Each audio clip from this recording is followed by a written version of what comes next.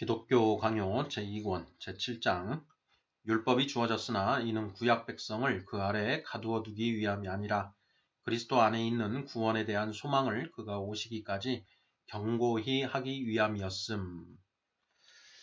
1절부터 2절 의식법과 도덕법 모두가 그리스도를 지향함. 1절 의식법은 그리스도를 지향함. 아브라함이 죽은 지 약 400년 후에 율법이 주어졌다. 갈라디아서 3장 17절 지금까지 살펴본 바와 같이 끊임없이 이어지는 증언들을 근거로 볼 때에 율법이 주어진 것은 택한 백성을 그리스도께로부터 멀어지게 하기 위함이 아니라 오히려 그리스도께서 오시기까지 그들의 마음이 준비를 갖추도록 하고 그에 대한 간절한 열심을 불러일으키며 그들의 소망을 강건하게 하여 그의 강림이 오래 지체되는 동안 낭망하지 않게 하기 위한 것이었음을 알 수 있다. 나는 율법이라는 단어를 비단 경건하고도 의로운 삶의 규범으로 제시된 십계명을 의미한 것만이 아니라 모세를 통하여 하나님께서 전수하신 신앙의 형식을 의미한 것으로도 이해한다. 그리고 모세가 율법 제정자로 세움 받은 것도 아브라함의 자손들에게 약속된 축복을 제거하기 위한 것이 아니었다. 오히려 그는 조상들에게 값없이 주어진 언약을 유대인들에게 거듭거듭 언약하면서 그들이 바로 그 언약의 상속자들임을 상기시키는 것을 보게 된다. 마치 모세가 그 언약을 새롭게 갱신하기 위해서 보내심을 받은 것처럼 보이기까지 하는 것이다. 이러한 사실은 의식들 속에서 매우 분명하게 드러났다.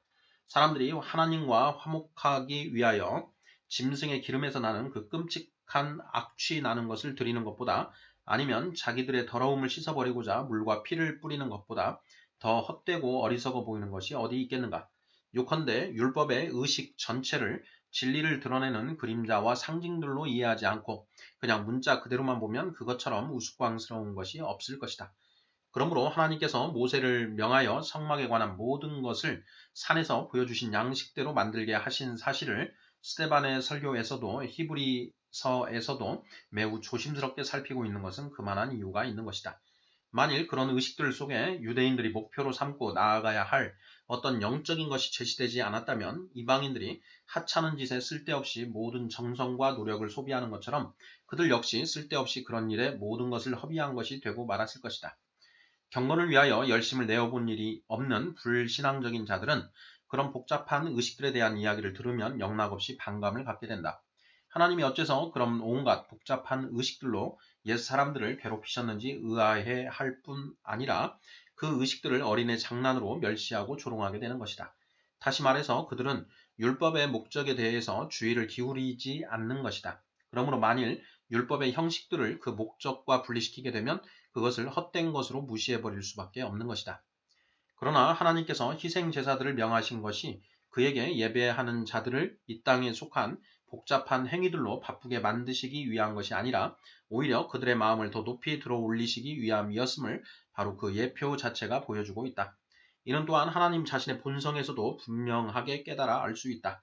그는 영이심으로 오직 영적인 예배만이 그에게 기쁨이 되는 것이다. 선지자들의 여러 진술들이 이 사실을 확증하는 한편 유대인들의 어리석음을 책망하고 있다.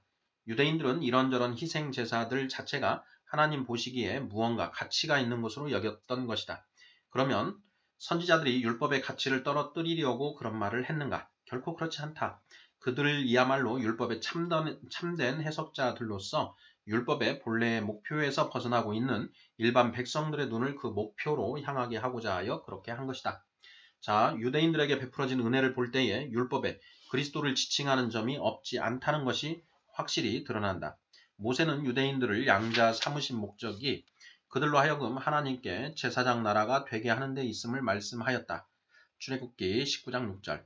그러나 짐승의 피로써 얻어지는 것보다 훨씬 더 위대하고 더 탁월한 화목이 일어나지 않고서는 그들이 그렇게 될 수가 없었다. 아담의 모든 자손들은 부패성을 물려받았으므로 죄의 굴레 속에 있는 상태로 출생하기 때문이다.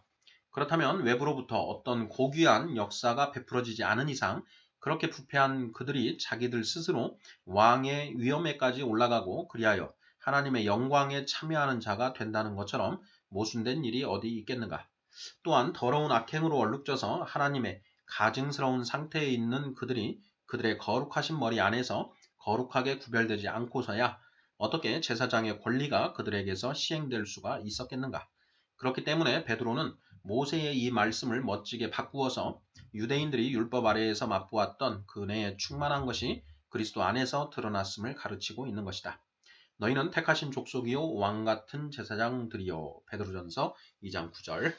모세의 말씀을 이렇게 바꿈으로써 복음 안에서 나타나신 그리스도를 만난 사람들은 그 조상들이 얻은 것보다 훨씬 더한 것을 얻었음을 말씀하는 것이다. 모든 사람이 제사장과 왕의 종귀를 부여받았으므로 그들은 이제 그 중보자를 신뢰하는 가운데 감히 하나님의 임재 앞에 자유로이 나아갈 수 있게 되었기 때문이다. 2절 율법에 그리스도에 대한 약속이 제시되어 있음. 여기서 잠시 지나가면서 주목할 것이 있는데 곧 다윗의 가문을 통해서 세워진 왕국이 율법의 일부이며 모세의 경륜 아래 포괄된다는 것이 그것이다. 그렇다면 이것은 곧 레위지파 전체 가운데서와 다윗의 후손 가운데서 그리스도께서 옛사람들의 눈앞에 마치 이중의 거울 속에 비치듯 그렇게 제시되셨다는 뜻이 된다. 왜냐하면 바로 앞에서 언급한 대로 죄와 사망의 노예가 되어 있고 스스로 부패하여 오염된 상태에 있는 인간으로서는 하나님 앞에서 왕과 제사장으로 설 수 있는 길이 그 이외에는 없었기 때문이다.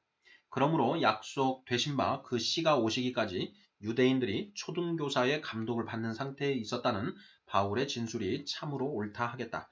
갈라디아서 3장 24, 25절. 그들은 오직 그리스도를 친밀하게 알지 못하는 상태에 있어서 마치 어린아이들처럼 연약하여 하늘의 일들에 대한 충실한 지식을 아직 감당할 수 없는 처지였던 것이다. 의식들이 어떻게 그들을 그리스도께로 향하게 했는지는 위에서 설명한 바 있다. 이는 선지자들의 여러 증언들에서 더 잘 이해할 수 있을 것이다. 유대인들이 날마다 하나님의 진노를 누그러뜨리기 위하여 새로운 제사로 그에게 나아가야 했는데도 이사야는 그들의 모든 악행들이 한 번의 희생 제사로서 속죄될 것임을 약속하고 있다. 이사야 53장 5절 6절. 또한 다니엘도 이에 그대로 동의한다. 다니엘서 9장 26, 27절. 계속해서 성소에 들어가서 섬기도록 레위지파 중에서 제사장들이 지명되었다. 그러나 동시에 하나님께서 엄숙한 맹세로 택하셔서 멜기세덱의 서열을 따라 영원한 제사장이 되게 하신 유일한 한 제사장에 대해서 말씀하고 있는 것이다. 시편 110편 4절, 히브리서 5장 6절, 7장 21절. 그때에는 눈에 보이는 기름 부음이 있었는데 다니엘은 환상 가운데서 또 다른 분이 기름 부음을 받을 것임을 선언하고 있다. 다니엘서 9장 24절. 여러 가지 신뢰들이 있으나 다 생략하고 히브리서 기자의 예를 들면 그는 4장부터 11장까지의 내용에서 율법의 의식들이 우리를 그리스도께로 이끄는 것이 아니라면 그것들은 모두가 헛되며 아무 가치도 없다는 사실을 분명히 입증해 주는 것이다. 또한 십계명에 관해서도 우리는 다음과 같은 바울의 말씀들을 귀담아 들어야 한다. 그는 그리스도는 모든 믿는 자에게 의를 이루기 위하여 율법의 마침이 되시니라 라고 말씀하며 로마서 10장 4절. 또한 새 언약의 사역자들이 율법 조문으로 하지 아니하고 오직 영으로 함이니 율법 조문은 죽이는 것이요 영은 살리는 것이니라 라고도 말씀하는 것이다. 고린도후서 3장 6절. 앞의 진술로서 그는 그리스도께서 값없으신 정가를 통해서와 중생의 영으로 말미암아 의를 베풀어 주시기까지 하는 계명들이 아무리 의를 가르친다 해도 소용이 없음을 가르치고 있다. 그렇기 때문에 바울은 그리스도를 율법의 성취 혹은 마침이라고 부르는 것이다. 도저히 감당할 수 없는 멍해와 짐에 눌려 수고하는 우리들을 그리스도께서 구원해 주시지 않는다면 하나님께서 우리에게 무엇을 요구하시는지를 안다 해도 아무런 소용이 없을 것이다. 다른 곳에서 바울은 이렇게 가르치고 있다.